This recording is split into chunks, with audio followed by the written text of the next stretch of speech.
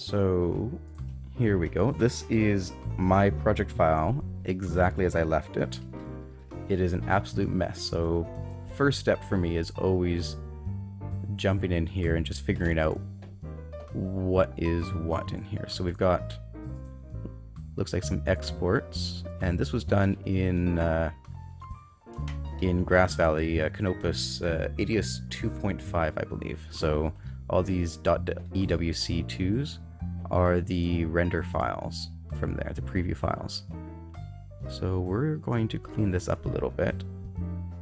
So we want to have an exports folder, and let's just clean that into there.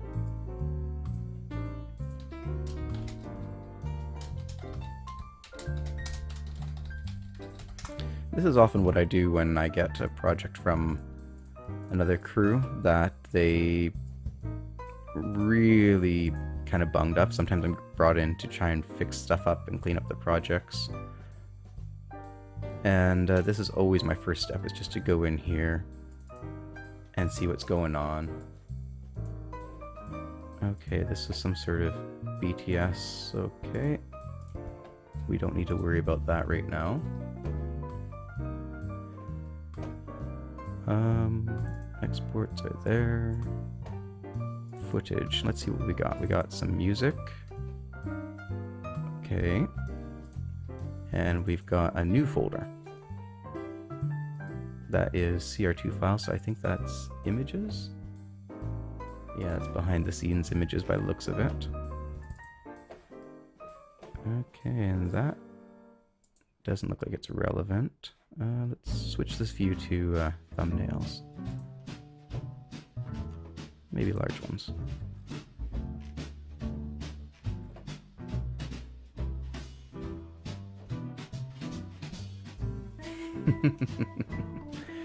Yeah. Okay, so this is all really, really orange. Oh goodness. I do not know why I had that so orange.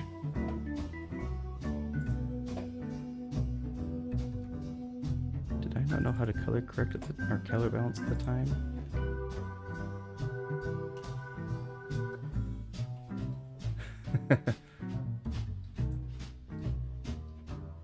Yeah, VLC, it is amazing. You can stream from it, you can, I think you can kind of edit from it, but you can definitely stream from it, you can do servers. I've used it in multiple ways, and as a very last line of defense too, actually, because sometimes Adobe gets cranky and doesn't like a certain file codec, and it just won't open it, and then you throw it into Handbrake, and that won't do it either. It just gives you an empty file with a codec wrapped around it. And so what I'll sometimes do is I'll throw it into VLC and I'll just export it out from there, and somehow, that's my Hail Mary, if that doesn't work I don't know what to do, but I'll sometimes fix it. Oh, thanks. I'm told I have a voice and a face for radio, so I'll just keep my face off of radio for now. Okay, so we got that. I think these are all... What is this? I don't even know if that's related. Okay, so what we're going to do is I'm going to just load this all into a Premiere project, and we will take it from there. Okay, so let's boot up a bit of Premiere.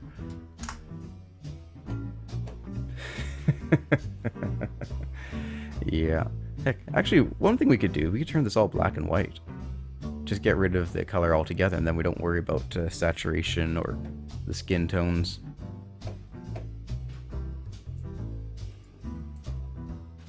Let's close that.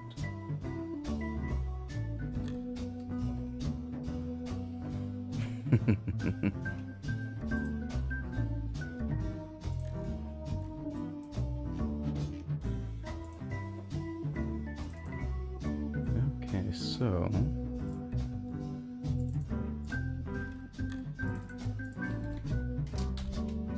we're gonna do,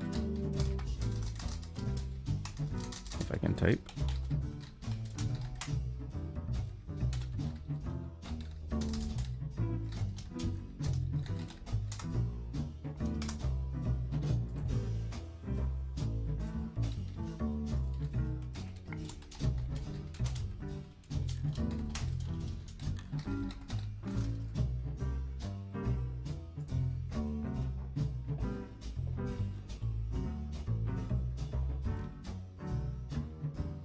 Okay, so here we go.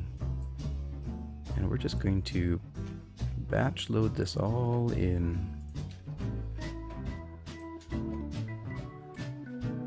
Right into Premiere. So I'm just importing my music here. Or I thought I was.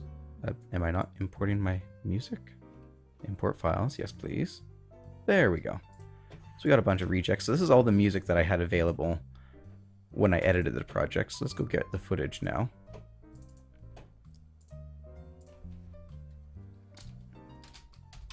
Just name that T4i. And what is alpha attempt? Let's find out. Let's go right there and let's make footage. Yeah, being able to just drag and drop stuff in with this modern technology. Okay, so let's see. Okay, that's junk clip. So we're going to sort this into junk, and then we're going to continue into, yeah, it's just, what should we call this? We'll call it usable. Or actually, no, we'll call this bridge. So this I think is junk. And this one here. I'm just not sure if you guys are hearing. I don't think you guys are hearing what's going on screen, so that's fine for now. So that's bridge.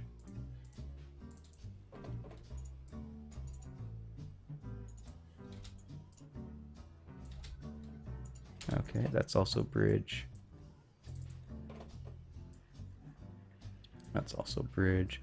And yeah, I just go through and I try and make sense. Usually other editors will have a system built in, but it's often so different from yours that's worth, if you don't destroy it completely and bring it back, at least going through it and trying to understand what they did and translate it to what you want. And watching through the footage is sometimes very awkward, but necessary. So there we go.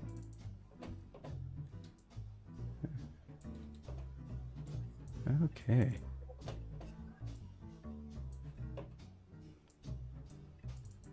So you said you have some friends who do video work. What sort of work are you talking about? Like more broadcast or more promotionals or?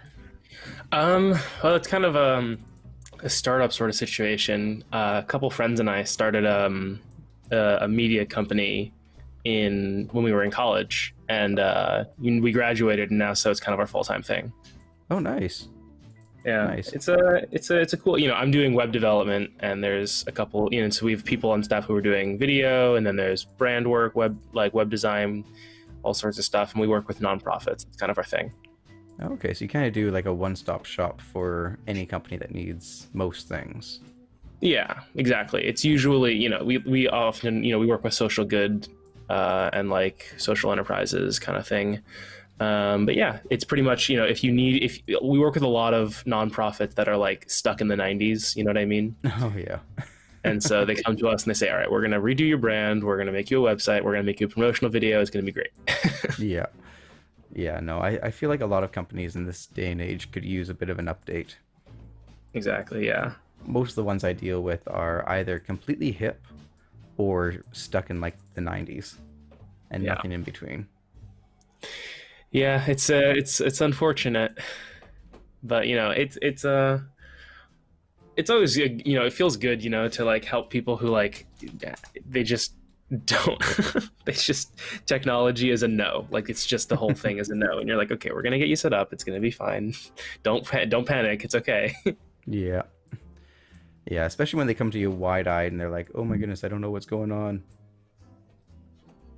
But I mean, this is what's so great about all of the kind of advancements as far as like video is concerned. Like, it is extreme. Like, this kind of thing would not be possible for us to do unless it was that easy. No, and yeah, just this last year has just shown how much we can do virtual stuff, and The technology has been here for a while. It's just the application of it and people actually implementing it has been a bit delayed.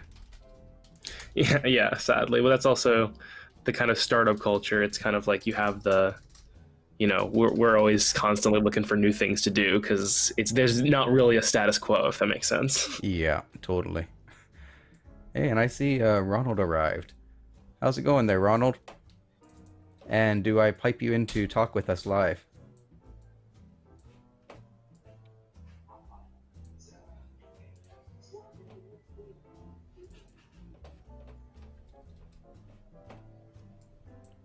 Because I can totally just send you a link here, and we can have you in on the conversation too.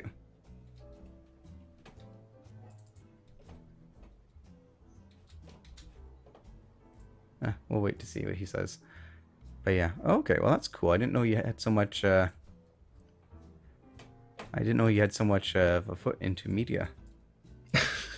Yeah, kind of. I guess it's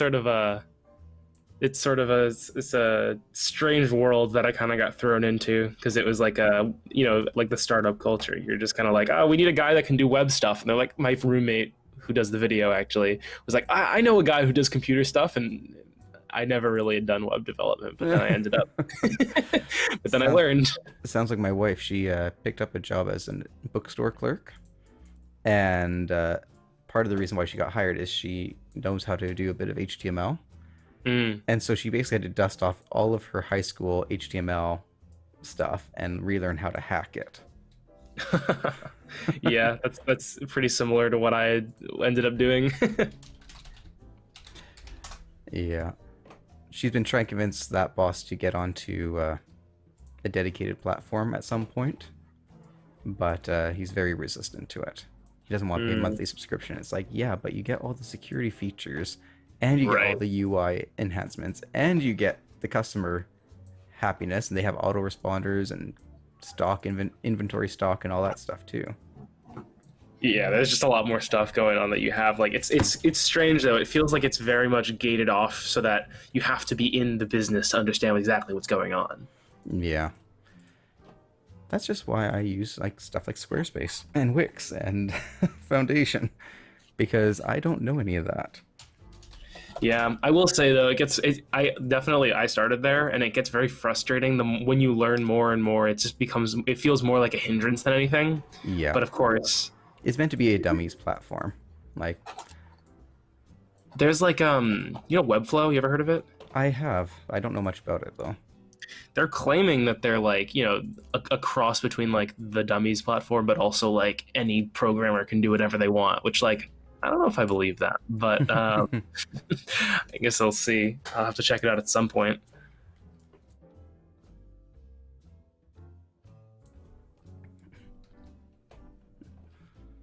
You all there are getting pretty quiet. Either you're really interested or you're really bored. How's it going out there?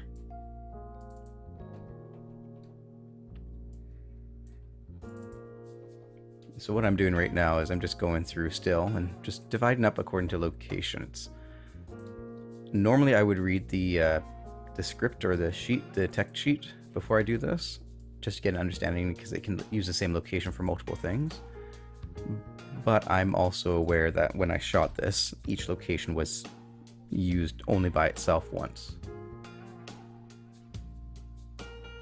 So this is Thane. He's a fellow I met on Discord. We play RPGs together. So different, whether D&D, Blades in the Dark, this sort of stuff. We played a couple sessions together, and we both run our own games.